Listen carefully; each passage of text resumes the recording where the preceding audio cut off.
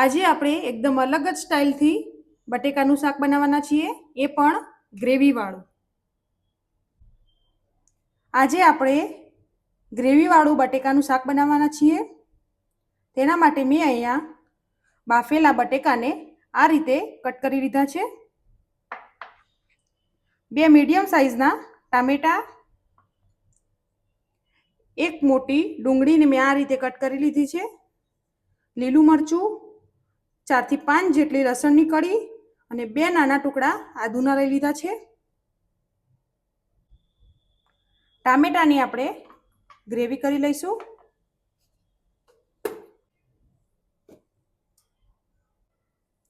ડુંગળી, લસણ, આદુ, મરચાંની ગ્રેવી કરી દઈશું.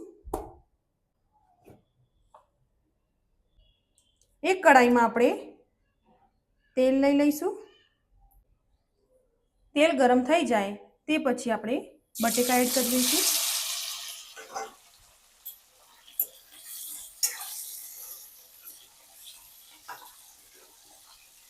બટેકાને આપણે હલકા હલકા ગોલ્ડન બ્રાઉન થાય ત્યાં સુધી શેકી લઈશું. તેમાં આપણે અડધી ચમચી હળદર, અડધી ચમચી લાલ મરચું પાવડર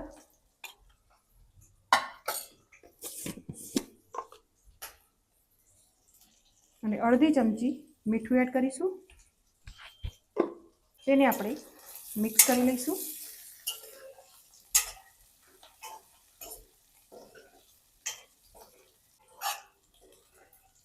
તમે જોઈ શકો છો આપણા બટેકાનો રંગ ચેન્જ થવા લાગ્યો છે.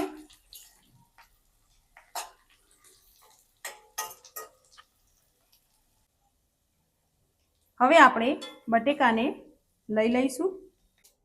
હવે આપણે એના જ તેલમાં હિંગ એડ કરીશું.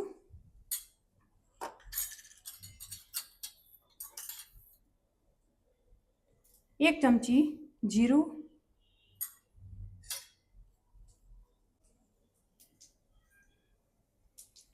આદુ, લસણ, મરચાંની જે પેસ્ટ રેડી કરી હતી એ એડ કરી દઈશું.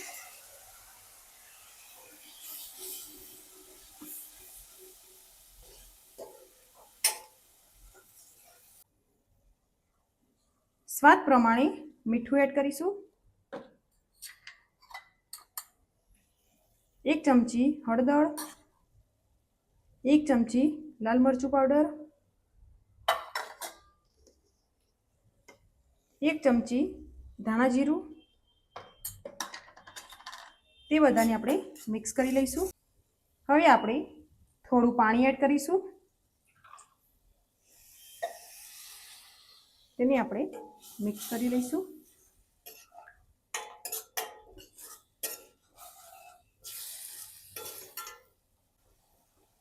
બે થી 3 મિનિટ સુધી ગ્રેવીને ચડવા દઈશું. હવે આપણે ટામેટાની ગ્રેવી એડ કરીશું.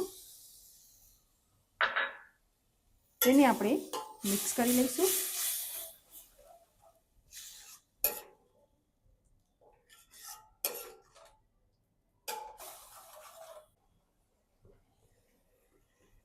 અડધી ચમચી ગરમ મસાલો એડ કરીશું.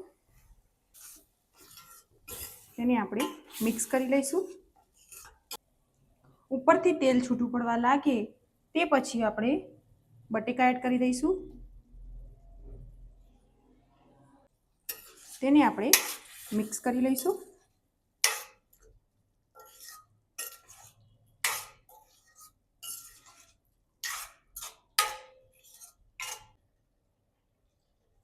ત્રણ થી 4 મિનિટ સુધી આપણે ઢાંકણ ઢાંકીને ચડવા દઈશું.